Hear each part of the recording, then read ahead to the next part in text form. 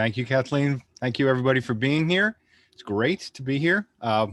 Thanks for everybody who was in last time tuning back in. And welcome to my home. I'm here. You can see I'm in my home office right next to my wine cellar. And you can see behind me, there's my grandfather's hand crusher. He used to make wine. So wine is definitely a big part of my life, and I enjoy it. And so I'm thrilled to share some things with you today. We'll go through some of the basics and whatnot. So you saw our intro screen. And again, I'll just do a little review. Who am I? Some of you may be wondering. I am the VP of Education for the SOMM Journal, which is a trade publication, trade magazine that goes out to wine servers. I also have my own little agency called Vino Viaggio, which hopefully in better times, when we can all take trips to Italy again, I can help some of you organize that and do some other consulting. I'm an industry veteran. I worked 35 years in the industry so far. 33 of them were with a company called Banfi. I lived in Italy with them for a few years, as well as working on their import side here in the States, and had a wonderful time with their Italian wines. And I am a fellow patron of the South Huntington Public Library, and I'm also a resident of West Hills. So there you go. That's me in a nutshell.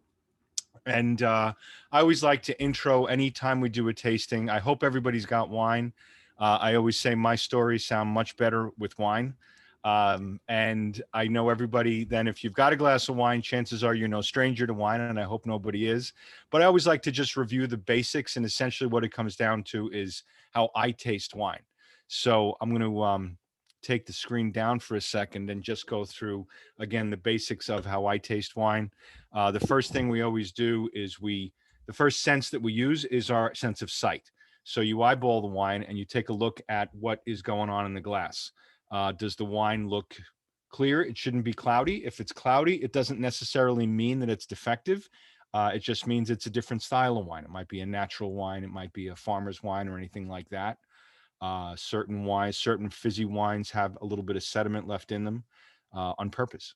But in this case, most of the time, any wine that we're picking up from a store or a restaurant, we want the wine to be clear. We don't want to see sediment.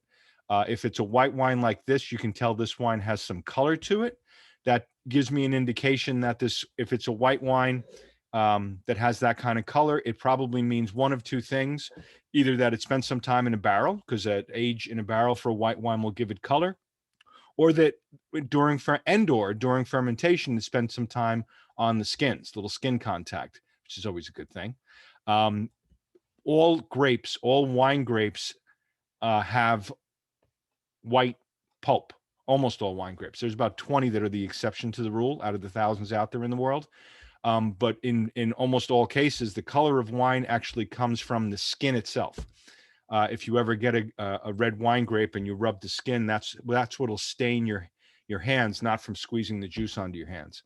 And it's got all the good stuff too. The resveratrol, the tannins, everything that makes wine healthy for us is all in the skins.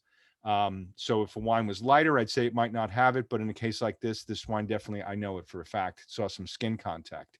The other thing is a lot of people like to look at a wine glass and say they look for the legs or the tears. A lot of professionals don't necessarily do that a lot, but it is an indicator. It does tell you some things. And normally, so the legs or the tears are when you swirl the glass, you see these droplets coming down the side. If they're going a little bit slower, it means that the wine is more viscous, which essentially means that it has more alcohol content. So you can tell the strength of a wine or the body of a wine by how slowly the legs come down. If they run down fast, it's probably a little bit lighter. If they come down slow, it's a little bit fuller body, maybe a little bit more alcohol content. We always swirl the glass to get some oxygen in the wine. So when we smell it, it helps bring out the esters. And the same thing when we sip a wine, we bring a little bit of air into the palate, into the mouth. You just purse your lips and suck in a little bit. If you haven't tried this before, do it in a locked bathroom with the water running, wearing an old t-shirt, because it can get embarrassing if it goes wrong.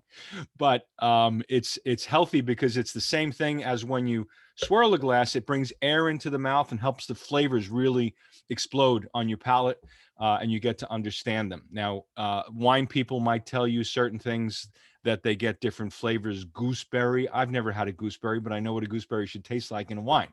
There are professional terms, and I always tell everybody, use your own reference points. If I say something and you don't get that reference, then just ignore me, seriously, and come up with your own. Make your own judgments, because wine is very subjective. Wine is very personal. The flavors that we have on the palate when we taste a wine and swirl it around, don't swirl it around like you're having Listerine, but do swish it around a little bit there. And they should echo what you smelled. Similar flavors, just maybe a little bit more amplified. And then the really fun part is after you swallow the wine, what they call the finish of the wine, or the aftertaste, should linger on your palate, especially if it's a good wine. And I always like to say it should linger like a lover's kiss. And that's always a good thing too. So those flavors keep on giving and make you want to have another sip and another glass. And then you have to just be careful to follow the rules of moderation, wine in moderation and wine with food. And the other rule is don't wait for me to taste, because this is it. We're not tasting wines together tonight. So enjoy your wine, and we'll have fun. One other little factoid I want to give you is a lot of times why we use a glass like this. People wonder.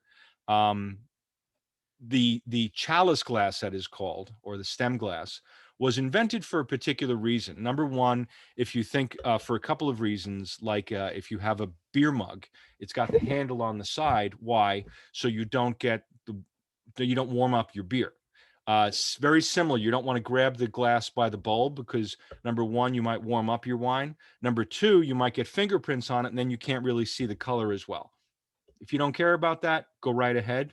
But in ancient days, people in the medieval ages, especially, bathing habits were not quite as what they are today, shall we say the least. And so people used more perfumes to get rid of body odor, to mask body odor. And if you use perfume, women use perfume, men use perfume, and they were perfuming their hair. They had perfume everywhere. And so if you're putting perfume everywhere, it's going to be on your hands, right? So if you take a glass in what we call a gottino, a small thing, and you sip it, now all I'm smelling is what's on my hands. But instead, if you hold the glass by the stem, now you've got some distance between your nose and your hands. So that's the main reason. If you ever see a picture, a lot of times wine geeks will criticize. They see the president or the queen at a reception, and they're grabbing a wine glass and they're grabbing it like this. Well, guess what? Kings and queens and presidents didn't have to worry about their hands smelling or having to wear perfume. So it's actually a noblesse oblige thing, that the royalty, the upper classes, were allowed to not worry about using the stem of the glass. I like using the stem of the glass for the other reasons that I mentioned, the fingerprints and keeping the wine warm. So that's the story on that. We're going to go back to the share screen. I always have to preface that because it takes me a minute to find the button. So thank you for your patience with that. And this chart kind of reviews what I just said. You look at the color. Color will tell you a few things. You smell the wine. What do you smell? You taste the wine. And the conclusion is the big deal. This is not where you say, oh, I give it 85 points or 90 points. The real big deal is, do you like it? Do you like it right now? You can also taste a wine. It's a big red and you say, oof, wow, that's strong. But then you have a bite of steak and it changes the wine. So it's very subjective. It's very personal, and it's very much to the moment, but it's all about your judgment. Okay. So, we went through this last week for those of you who were here. If not, again, tonight's focus is on Italian wines. And I always like to put into, relative terms that Italy occupies only 0.5% of the surface of the earth, but it is home to 0.8% of the world's populations. Italians like to be together and share wine together most of the time when they're there. So that's all pretty good stuff. Italy is an amazing country. It's got 7,000 different types of vegetables, 58,000 species of animals, 140 types of wheat, 997 types of apples. It leads the world in some of very, very large countries. Italy leads them in the production of those things, which is pretty amazing if you consider, again, 0.5% of the earth, surface of the earth. And then I think what we all know about Italy, if those other things might have been surprises, this one is not. Italy is home to 70% of the world's art treasures. There's a reason they call Italy Europe's attic. Some beautiful works there. The remaining 30% of the world's artworks are spread around the world. So pretty neat place. And I can't wait to get back there to look at those treasures. And of course, the whole reason we're here is to talk about the grapes of Italy, and that is the real wealth of Italy. France, which everybody knows is famous for its wine, famous wine, French wine, quality wine, but Italy really is a wealth of wine and has a lot more grape types than France does. Charles de Gaulle, the French post-war president, said, "How do you expect me to run a country when they've got 400 different types of cheeses?" Well, Charles, try running Italy. Of course, that might explain why Italy is so difficult to govern. But the fact is, it's got this beautiful variety of grapes that are all different types. Some of them are the same grapes, but when grown in different places, they behave very differently and they get a local nickname. But it's really a beautiful smorgasbord of grapes, and that's the wrong word to use for abbondanza. I think we'll stick with the Italian cultural word. Italy. Every single region in Italy grows wine. Now, mind you, every single region in the United States, every single state in the US is home to wine production, but it's not quite the same.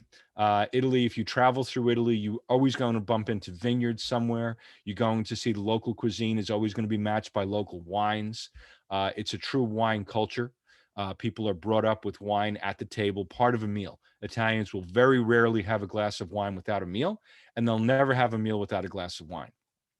The ancient Greeks, when they came up and started to travel around Italy, they looked around and they noticed that wine was everywhere. So they called Italy Anotria, the land of the vine.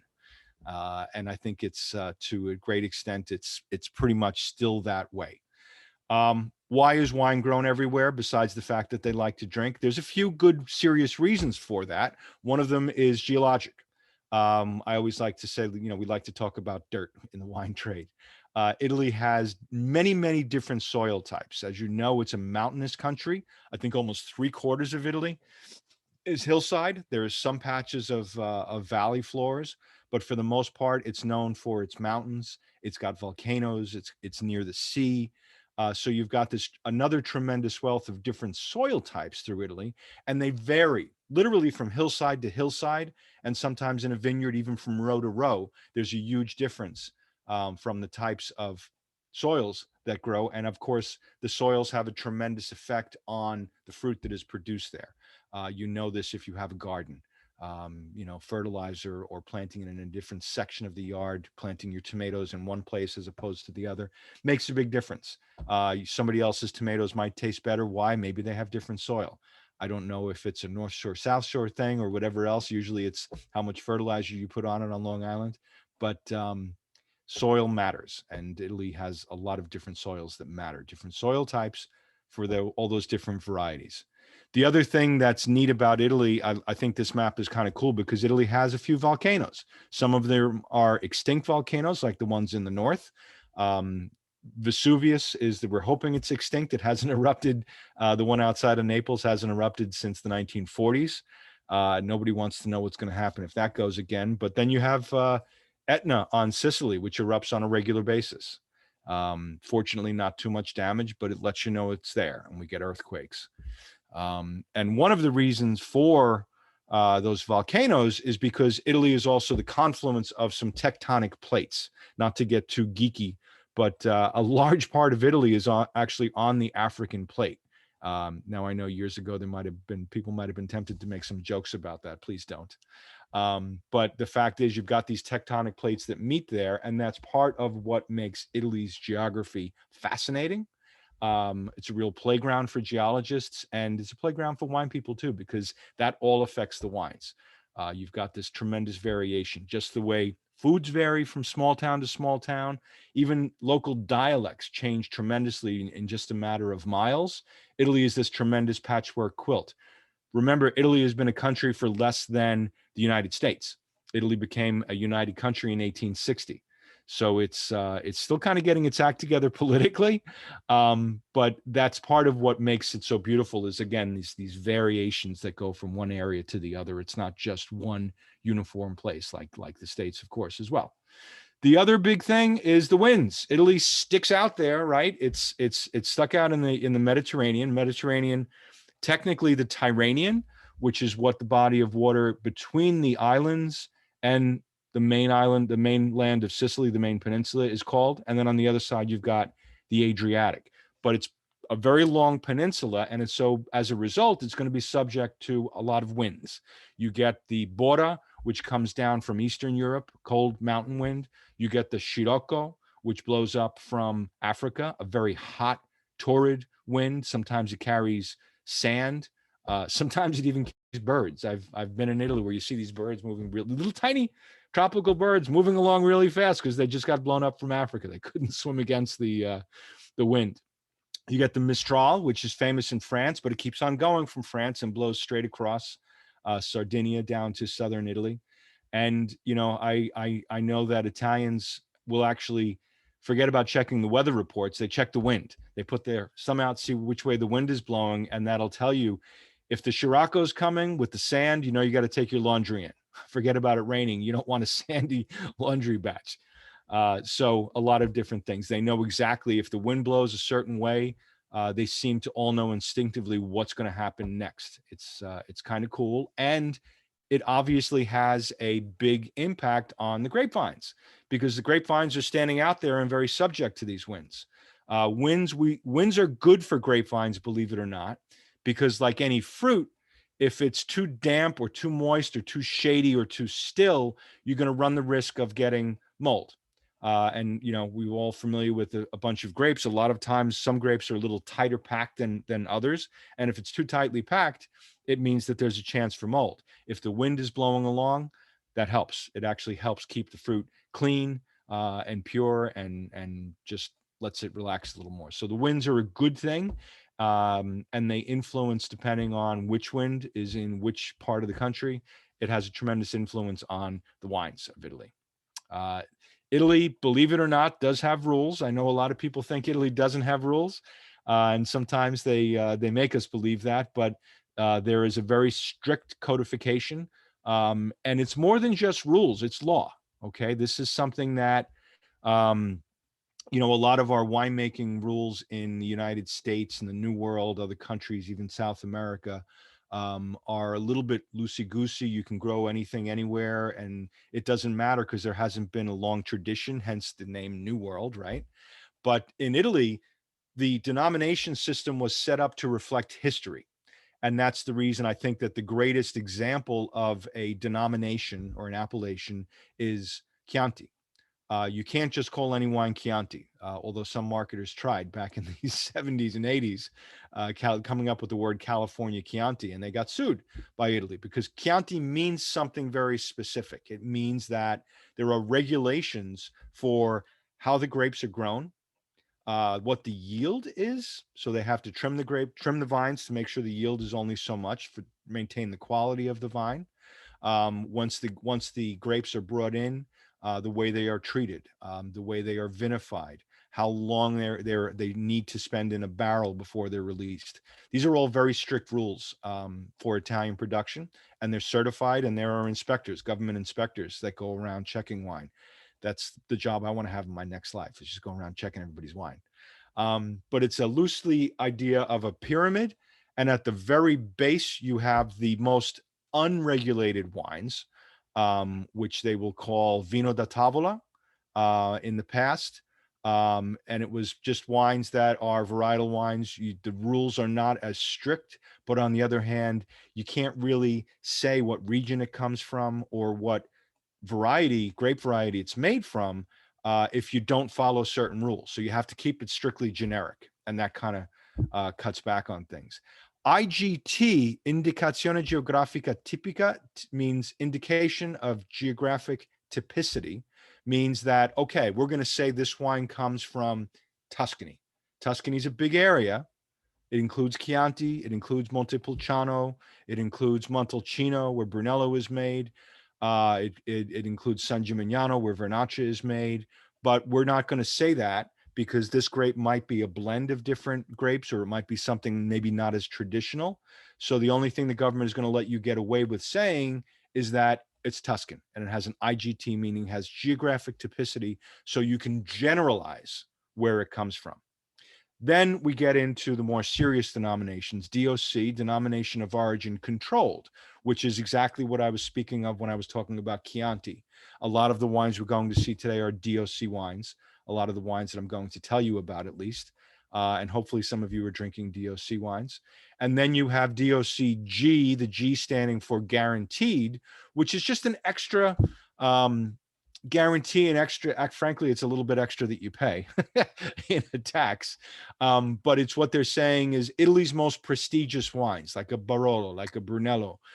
These are wines that their name means a lot. So the government takes extra steps to actually guarantee that what you see on the bottle follows all the rules. What you see is what you get.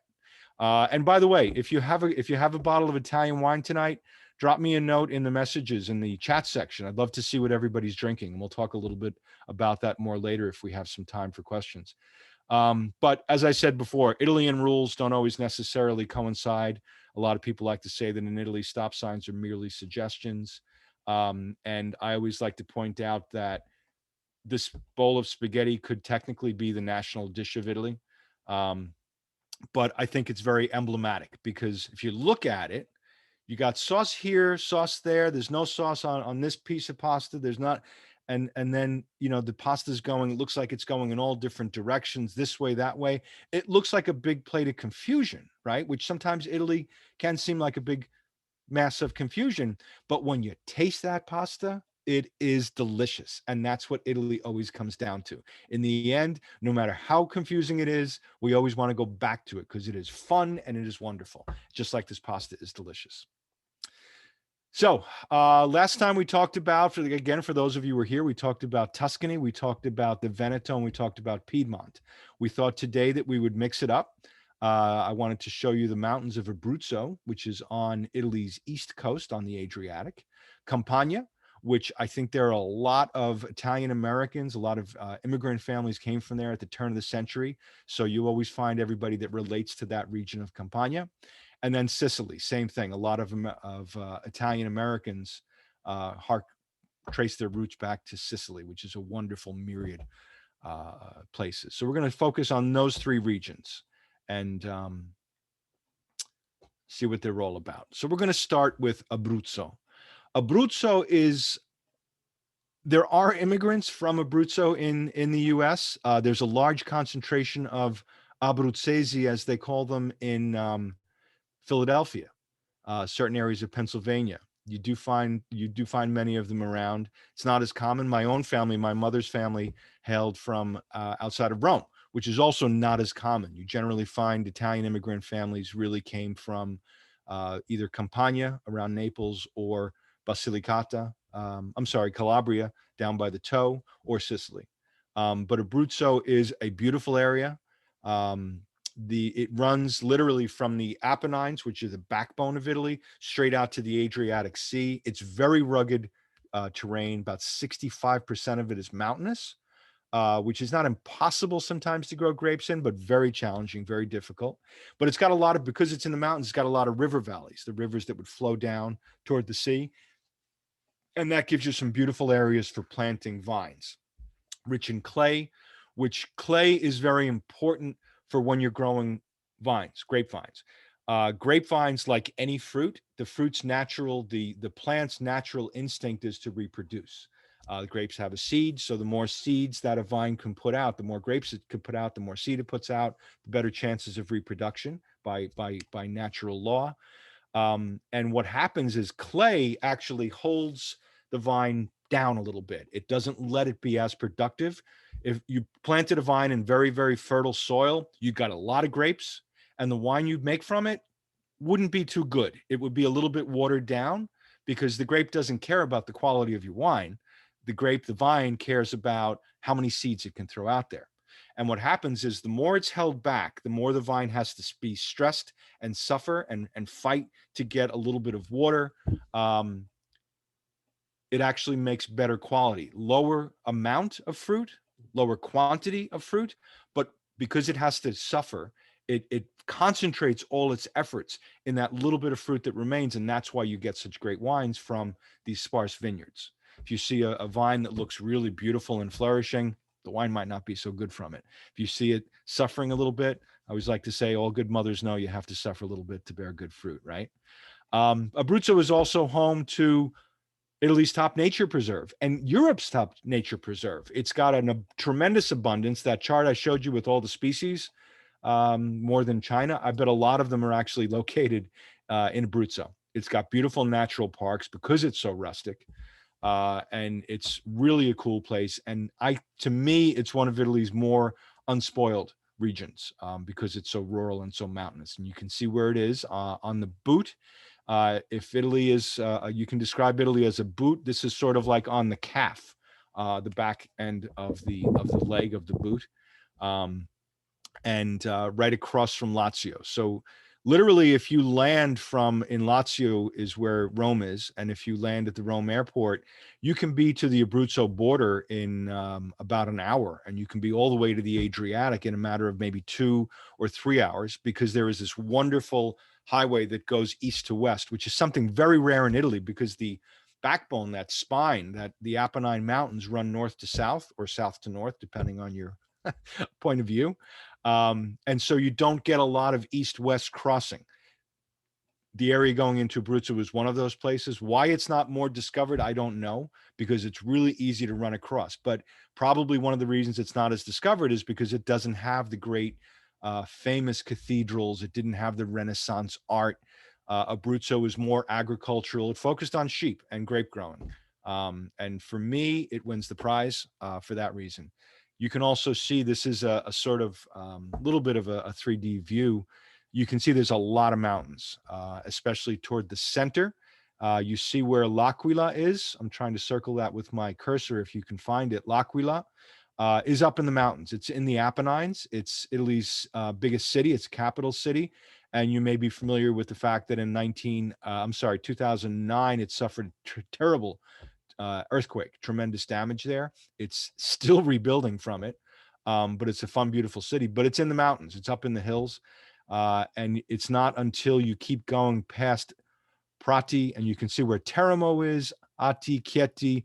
These are a little bit more in the valley as you start to go toward the seashore. And that's really where Abruzzo's wine country is. And if you see this same shape, right, same region, the green is where the vines are. So a little bit on the just at the foots of the feet of the Apennines, but you can see most of it is there in the valley heading toward the eastern end. And you see some of the beautiful regions. Essentially, the entire region can make a wine that we're going to talk about in a minute called Montepulciano di Abruzzo.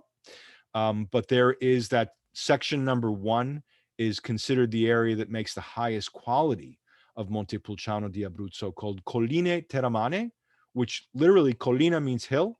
Terramane means from around Teramo. So they're the hills around Teramo, and you can see exactly where it's located just to the east of the city of Teramo. It's a provincial capital, and you have Terre Tolesi. Those are the 2 DOCGs. There's actually one more that's been added since then. And then they have the DOCs. So Abruzzo, DOC means a very general term. You get into Cereswolo, which we'll talk about more in a second, which is related to Montepulciano. Then you have Contraguerra, which literally means anti-war, but it's a little town there and it makes very unique wine. So they gave it its own DOC, and Trebbiano. And we're going to talk just about a few of them. I've got a lot of words up there. I'm sorry for this word salad, but I wanted to put as much information in front of you as possible. So this is the first wine we're going to talk about, is Montepulciano. A lot of people affectionately, a lot of the old timers used to affectionately refer to this as Monty.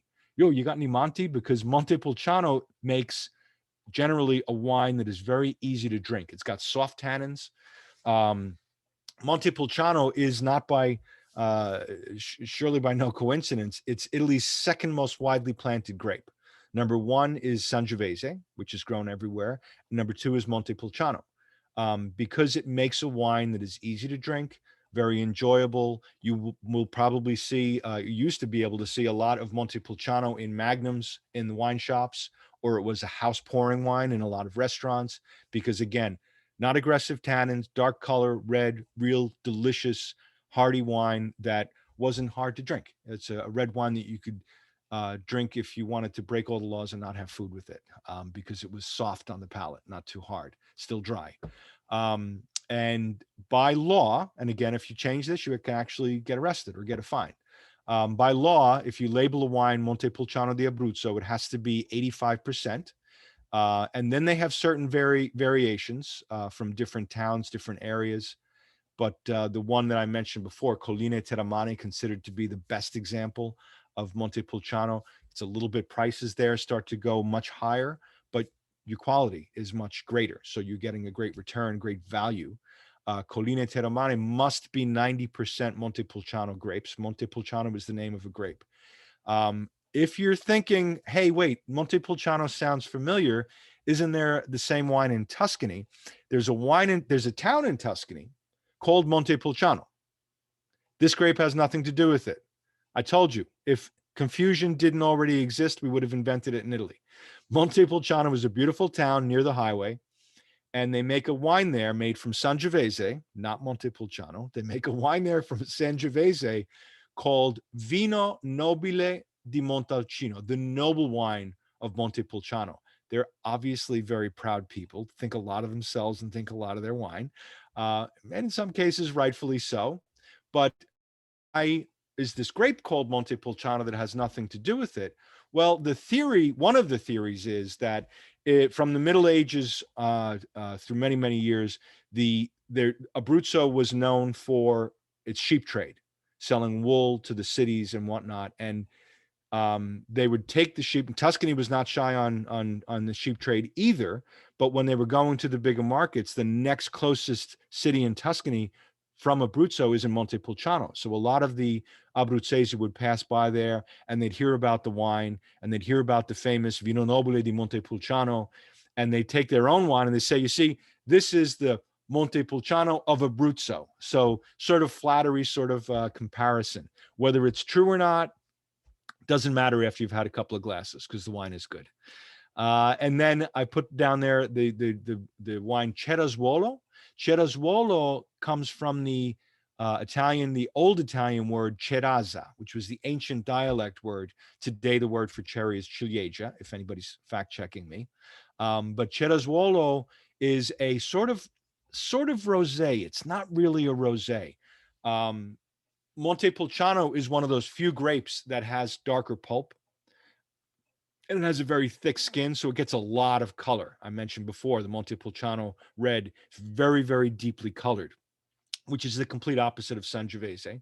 But Montepulciano is deeply colored, and so if you crush the grapes and don't spend a lot of time with the skins, what comes off is not as light as it might otherwise be. If you did that with a Sangiovese or even a Cabernet or Merlot, you get a very light pink wine. If you do that with Montepulciano grape, you get a wine that is cherry colored, darker, deeper colored, becomes a much more full-bodied wine. It's not your average rosé, and they don't drink it like a rosé. They drink it as their everyday wine, where they have Montepulciano more with the fuller meal and whatnot. So that's the story of Cerasuolo. Again, I told you the climate there is very rocky, and very sun-baked up in the mountains, but you get these cool breezes that come off of the Adriatic. I always like to say if the Mediterranean is like a bathtub, the Adriatic is like the kitchen sink. It's more shallow, and so you get cooler breezes coming off of it. The wine has to be aged a little bit, minimum 4 months for a regular Montepulciano. Colline Terramane, which raises the standard, says at least 1 year.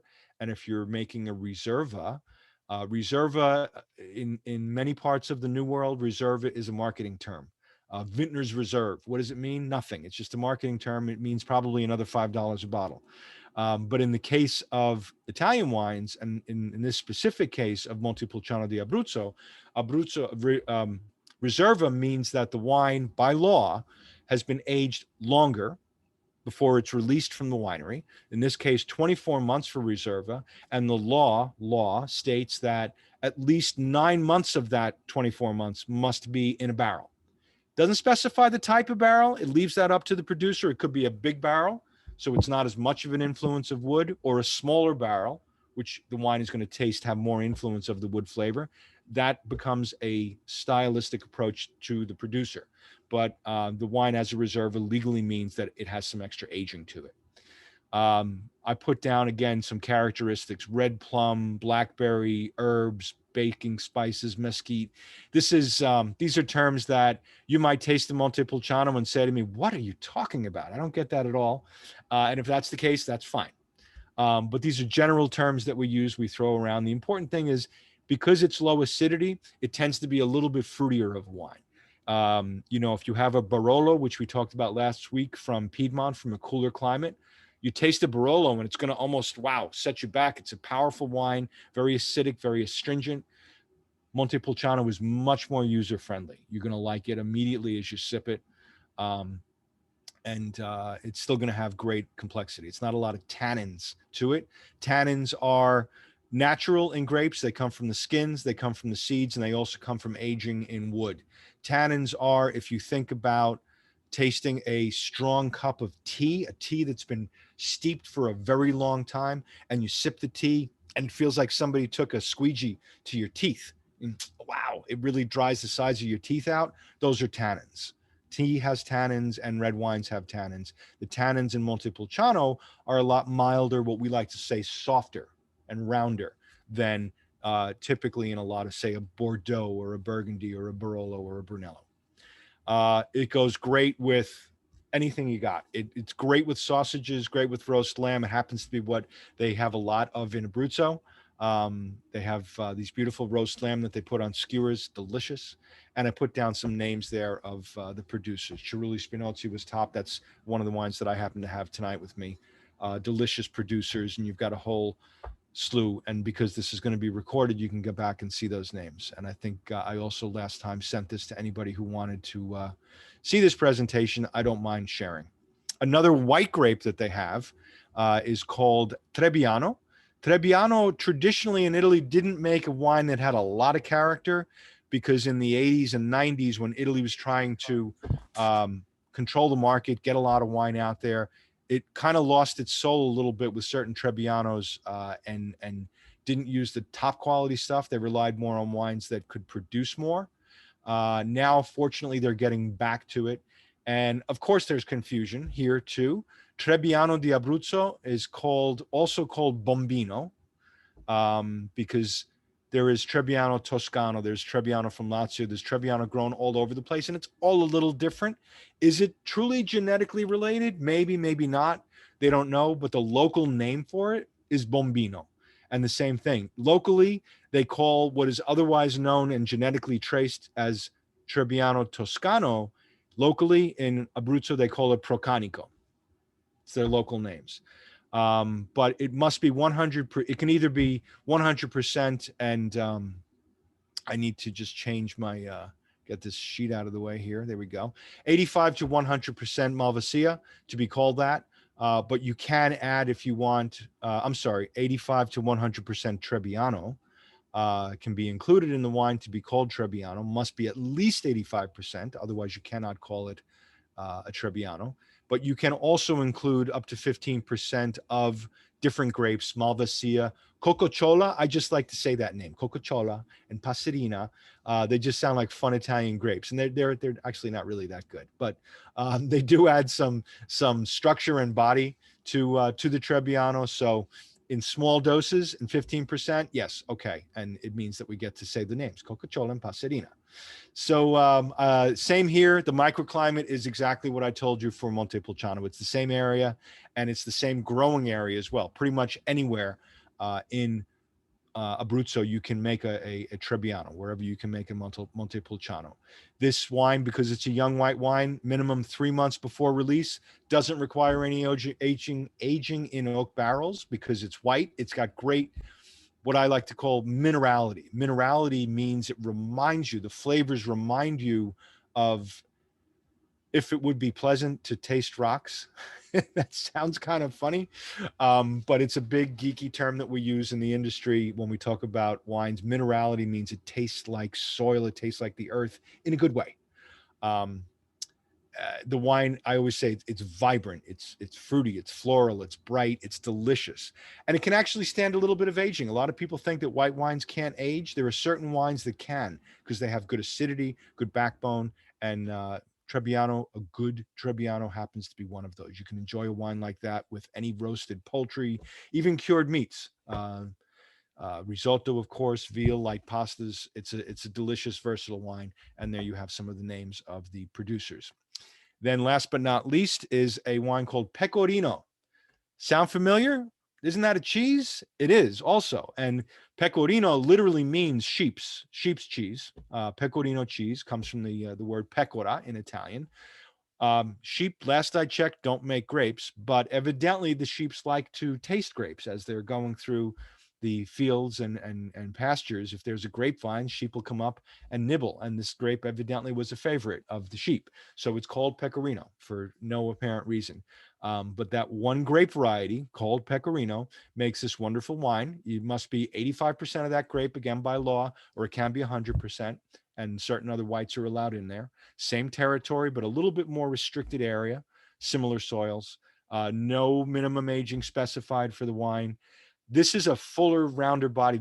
I would compare Pecorino most to a Chardonnay. So you got some apple and pear type flavors in it. Doesn't mean they put apples and pears in it. It just means that the flavors of the wine are reminiscent of the flavors you get from apple and pear, and maybe a little bit of herbs. It goes great with veal and pork roast because it's fuller bodied, baked ham, quiches, risotto, all that stuff. Great wine for Easter, for even rabbit, if you're having rabbit for Easter. Then we go to Campania. Campania in Italian literally means the countryside. And the Romans looked at this area that was sort of the breadbasket of the Roman Empire. A lot of wheat fields there, a lot of vegetables, very fertile soil in certain areas near the volcanoes. That's why a lot of great tomatoes come from that area. And the Romans, the ancient Romans, called it Felix Campania, meaning the happy countryside, or fertile. Fertile meant happy. Go figure. We won't go there, but a lot of coastline, the Bay of Naples, the Amalfi Coast, and a lot of mountains, about Mount Etna, and there are other, Mount Vesuvius, and other mountains going up toward the Apennines. Very ancient area. The Greeks came up, and we're going to see some reminders of Greek history in the wines. It is southern Italy's most populous. Of course, Italy's most populous is Milan, but southern Italy's most populous and productive region. Again, all those familiar names: Naples, Capri, Vesuvius, Pompeii. It's something we all know about. So there's where Campania is. It's just above the ankle of the boot, if you would, facing the bay. And this is a map of the wine regions. You can tell that a lot of different wines are made in the area. Toward the coast, you have different styles because the soils are going to be a little bit sandier. The climate is going to be a little bit milder, with those sea breezes coming off the Tyrrhenian. And as you go further in toward Benevento, toward Irpinia, you'll see that you're getting up in the mountains and the climate changes a lot. The soil changes a lot. So the wines change a lot. And we'll see some differences about that.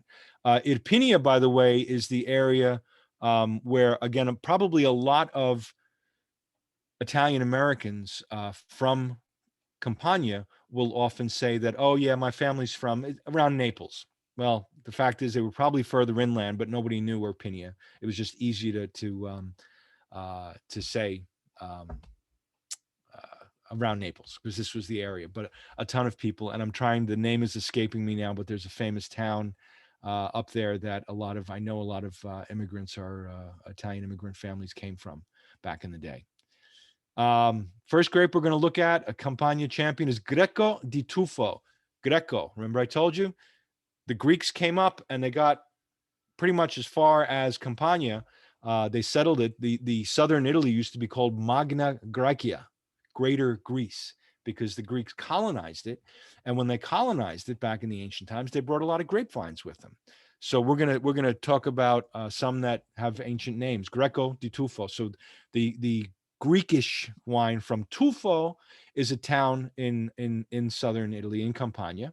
And it's also the name for a rock. That town happens to sit on that type of rock, tufa, which is sort of like a very soft, chalky type of rock that you can carve wine cellars out of, which they do a lot down there.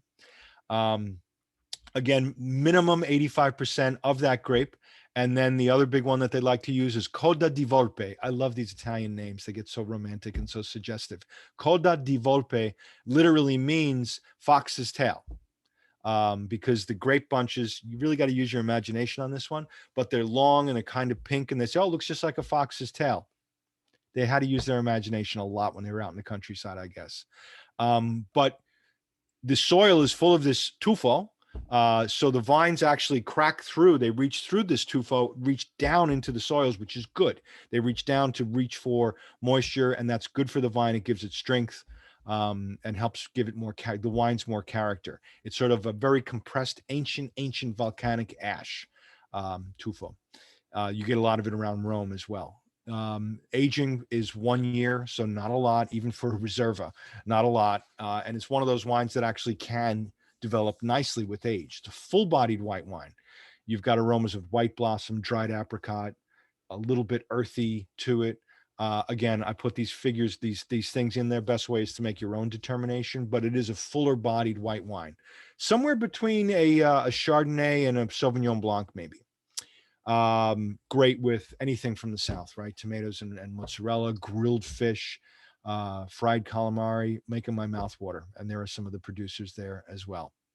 Then you have Falanghina. Falanghina sounds like something you might go to the podiatrist for.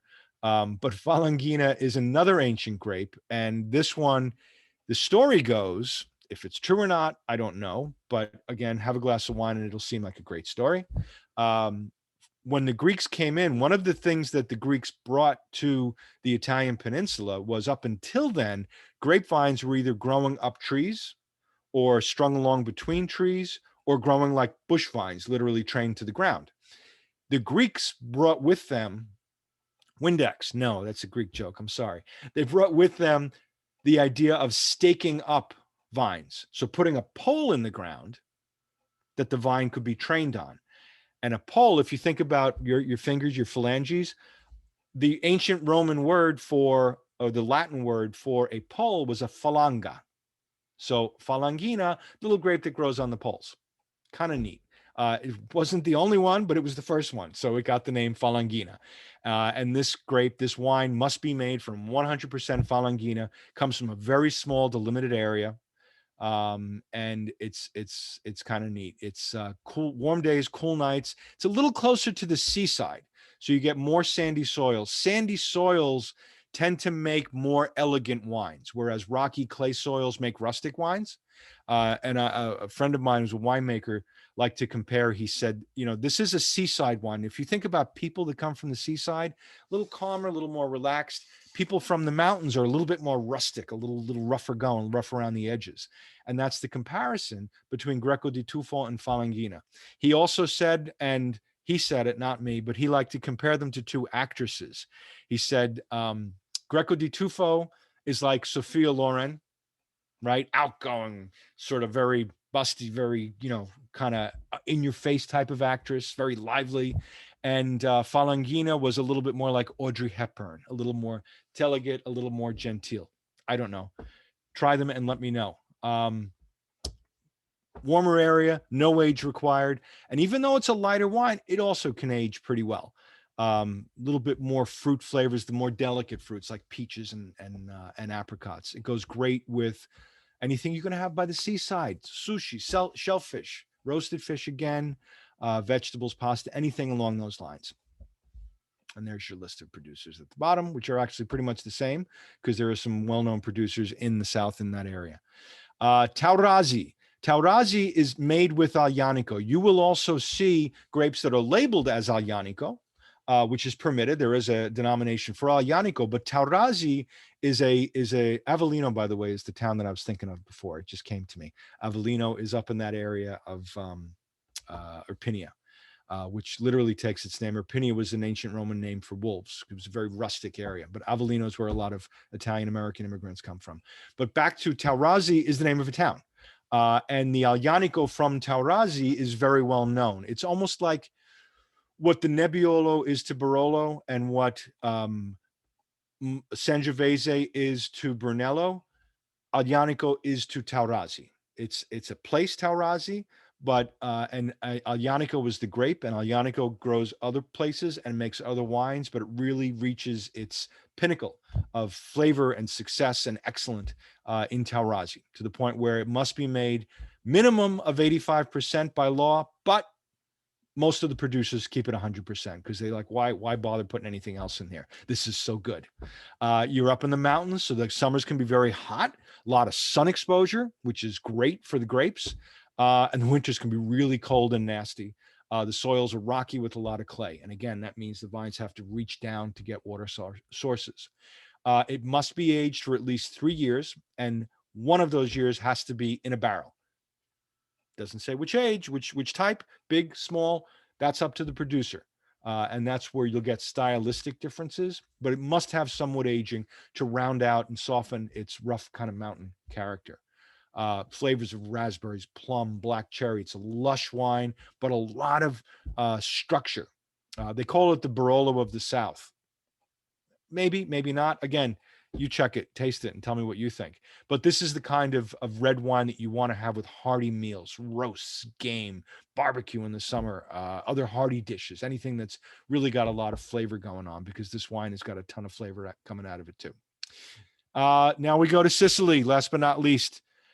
Sicily is the largest Mediterranean island, of which there are many.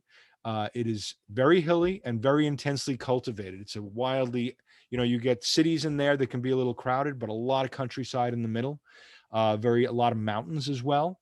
And of course, it's got Mount Etna, which has its tremendous influence on the area. The winters can be mild and wet because it is an island. Summers can be very dry and very hot because there are parts of Sicily that are further south than parts of Africa.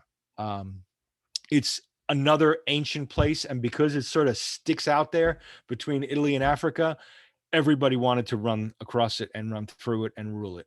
So numerous invaders, the Phoenicians, the Greeks, the Carthaginians, the Romans, the Vandals, the Arabs, Romans, Spanish, French, everybody. But when Italy was united, Garibaldi, who was the general who was doing the king's bidding and wanted to help unite Italy, the king was actually from Piedmont, and he said, let's march down and take over the rest of Italy, unite Italy. And Garibaldi said no, because Sicily is ruled by foreigners. So they're going to be the first ones to say, yeah, we want Italian rulers. The people in Tuscany had a duchy, right? They had Italian rulers. They had their own people ruling them. The same thing in Milan. Yeah, the Austrians were there kind of trying to invade, but most of the towns in the north of Italy had some form of Italian rule, whereas the south, Sicily and Naples, didn't. So Garibaldi, very smart man, he said, you need to take Italy from the bottom up. You need to grab it and kick out the foreigners, kick out the French, kick out the Spanish, and then we can unite Italy. And he did, and it worked. So very strategic place. And there it is, Sicily. Looks like it's being kicked by Italy, and I think a lot of Sicilians feel that way sometimes. It's detached from the mainland. It has its own culture. It's, as every region does, but Sicily even more so. Its own dialect, which can be almost ununderstandable for Italian speakers. Not a lot going on in the middle. A lot of mountains in the middle. And also, Sicily is technically made up of two tectonic plates. So they often say, they refer to the western side of the island as African Sicily and the eastern side of the island as Greek Sicily, because of the different separation of the tectonic plates and, frankly, the influence. The eastern side is a little bit closer to Algiers and Tunis, whereas the western side closer to Algiers and Tunis, and the eastern side closer to the Greek influence. You've also got the influence of Mount Etna there. So you've got some areas there. You may see some familiar names. But concentration in the sort of sides of the island. Why? Generally, Sicily is such a hot place that the closer you go to the water on these little points, these sort of what they call, Sicily was always known as La Trinacchia, the triangle. And so if you go to the points of the triangle near the coast, that's where a lot of Sicily's great wines come from. Probably the most well-known is Marsala. This is from African Sicily, to my point earlier. They think that the name Marsala came from Marsala in Arabic, meaning God's harbor, because that's where the Moors would have come in, sailed into, The town today known as Marsala is a harbor town, and the wine made there takes its name. The grapes, you probably never heard of them. Grillo, Inzolia, Catarato, Damaschino. Generally don't make noteworthy dry wines as we know it. It's a super hot, arid place. So this is a fortified wine. The basic story is not a lot of stories. Basic story here is that there was a British guy who was shipwrecked off the coast of Sicily. And when he finally made it to shore, he made it to the town of Marsala. And if you're a sailor and you're shipwrecked, what's the first thing you're going to do? Go to a bar. So he goes to a bar, he goes to a tavern, says, give me the local drink quickly.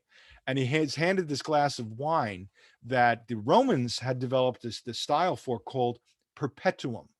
They would make this wine. It was sort of made from raisins because the area was so hot. And they'd age it in barrels, and they just keep topping off the barrels. They'd almost stack the barrels.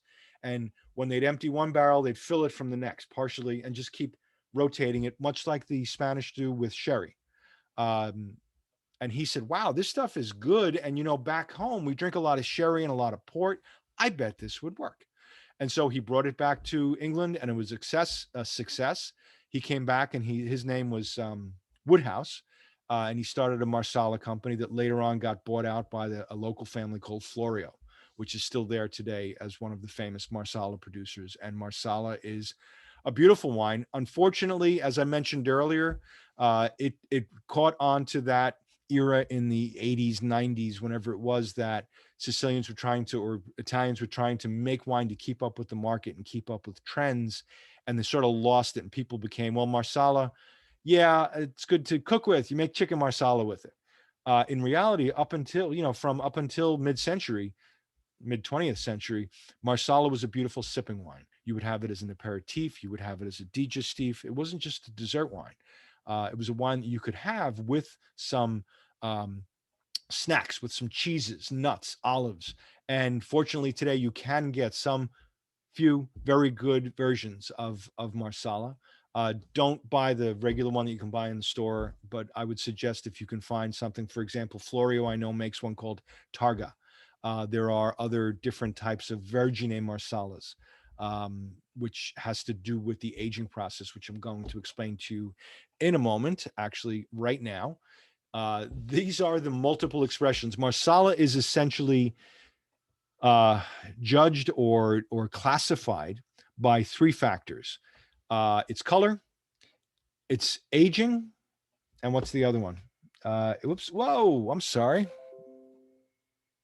I'm going to go back to screen sharing. I leaned forward, in a clear sign that I have to lose weight. My gut hit the cursor button and threw us off. So bear with me for a second while I fix that temporary glitch. And start my diet as soon as I get off this call.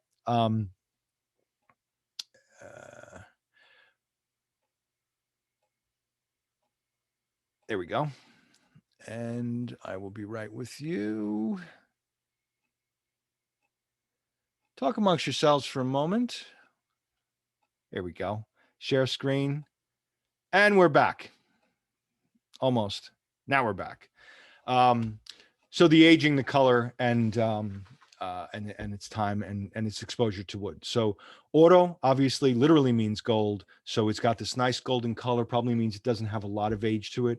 Amber means it's got a little bit more age, and they added, when they say the wine is fortified, it's not so much that they stick vodka or scotch in it, not at all, as a matter of fact, because if you do use alcohol, the alcohol has to come from the same area and be made with the same grapes that the wine is made in. So essentially it comes down to grappa, but they don't use a lot of grappa when they fortify. They use more cooked must. They take after they crush the grapes, and you have, before it ferments to wine, you have what it's called must. They boil that down and they add that. Because it's higher sugar content, it raises the alcohol content of the whole base wine. Ruby is if they're using some red grapes, which we see the names there: Calabrese, Nero d'Avola, Nero Mascalese. And Fine, if it gets a little bit, at least 1 year of aging, like a Fino sherry. Superiore means it gets at least 2 years. Superiore Riserva means at least 4 years, a long time, capital intensive. And then I mentioned the name earlier, Vergine. or Soleras. It's Vergine because they haven't added the alcohol. So it's an unfortified, just with a little bit of must, but it's a little bit finer and delicate, let's say. And then you have Stravecchio, which literally means really old, or also Reserva, which means the wine is aged for at least 10 years. If you get a chance to go visit a Marsala producer, you'll see these big, beautiful barrels that are ancient. They've been there for a long time, aging the wine for years. Beautiful experience. If you can go see, it's a real treasure trove.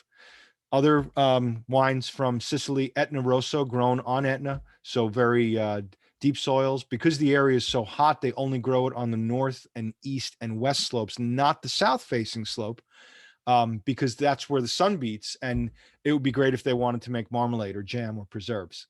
So they have to keep it a little bit higher altitude and away from the sun to get a wine that has a little bit more delicacy and character and isn't quite jammy. Local grapes are used for Nerello, Nerello Mascalese, Nerello Cappuccio. They also make a white version of it with this Caricante Catarato, which we mentioned is used in Marsala. A Trebbiano shows up here as well. And the wines, you kind of know they're mountain wines. They're volcano wines. They've, again, got that minerality to them, beautiful acidity. They're bracing, refreshing wines, very graceful wines. And Nero d'Avola, which is grown a little bit further south toward the part that looks toward Africa. And they say they used to call it Calabrese, but there's a town there called Avola where the grape does very well. So now they call it the black grape of Avola, because the grape has very dark skin, makes a very dark wine, not dissimilar to Montepulciano, but a little different. The character of Nero d'Avola is a little bit more reminiscent. Some people say Cabernet. I think it's a lot closer to a Syrah or a Shiraz, a little bit of spiciness, pepperiness to it, some tobacco. So it's a nice hearty wine, and makes it a delicious wine. And so, again, I'm going to leave you with the same closing thoughts that we had before. Italian wines can be very different from one area to another, even within the same region, the same province. They're almost all going to be food friendly because we love our food in Italy and wine is made to go with it. More research is needed. I always say, dive in, learn more. If you really want to focus on a wine, there's two ways to learn more about wine. Number one is go to one producer. Chances are, if you like one wine from one producer, you're probably going to like their other wines because of the house style. They're going to make wines in a similar way. So that's one way to do research. The other way is buy a type. Take a Nero d'Avola, try it from 5 different producers, see if they're similar, see if they're different. Either way, it's education, and you'll have fun and you'll get to drink good wine. And don't drink wine just because the rules of the fads or what's fashionable. Drink it for what you like. That's the most important thing. So grazie, thank you. I'm going to stop sharing now and I'm going to run to the chat and see if any questions have come in for me. Not a lot of questions. What's going on? No questions for me, folks. You can also unmute yourself if you want to ask a question that way. Oh my God, I thought you were going to tell me to unmute myself. Have I been muted for the whole hour? No. Did I give you that much information that there were no questions? We had some questions last time. Where are my Sicilian friends?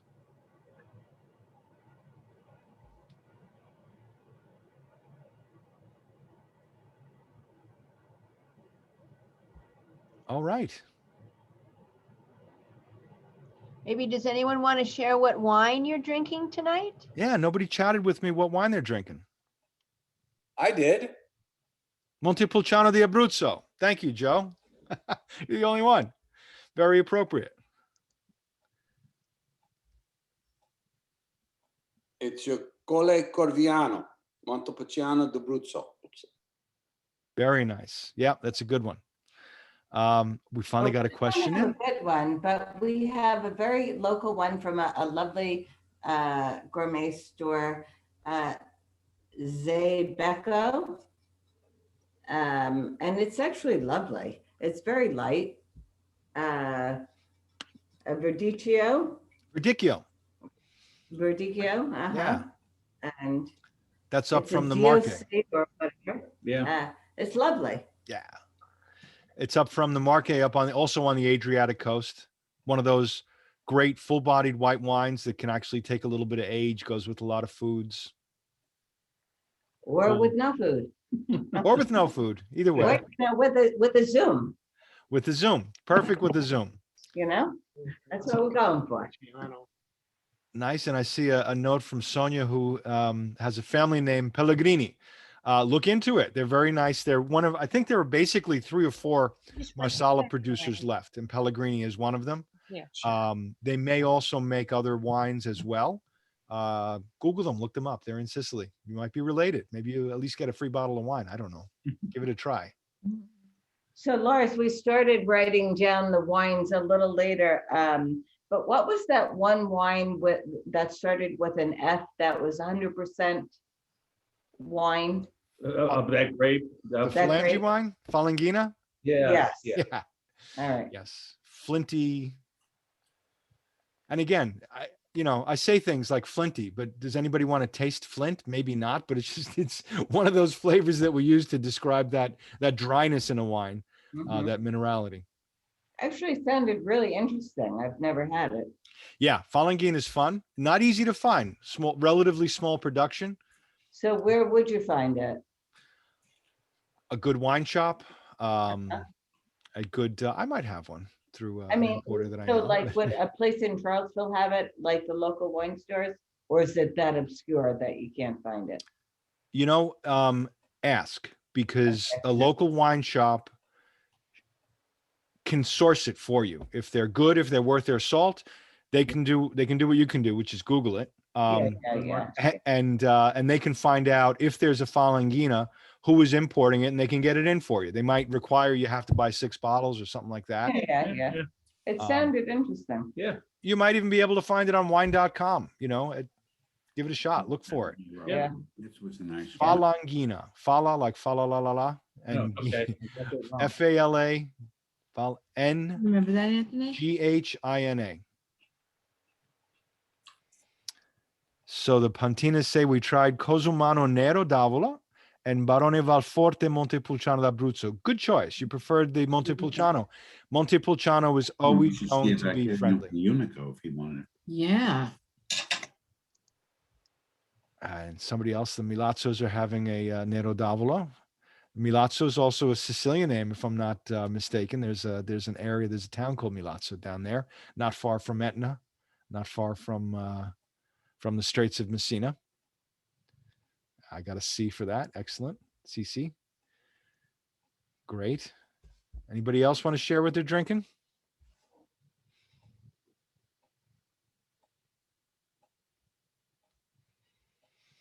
Well, the important thing is pretty much everybody's enjoying their wine. Wine is meant to bring joy. Wine is meant to bring fun. Wine is meant to unite people. Water separates people. Wine unites us, right? Cheers, guys. All right, Catherine, I'll turn it back to you.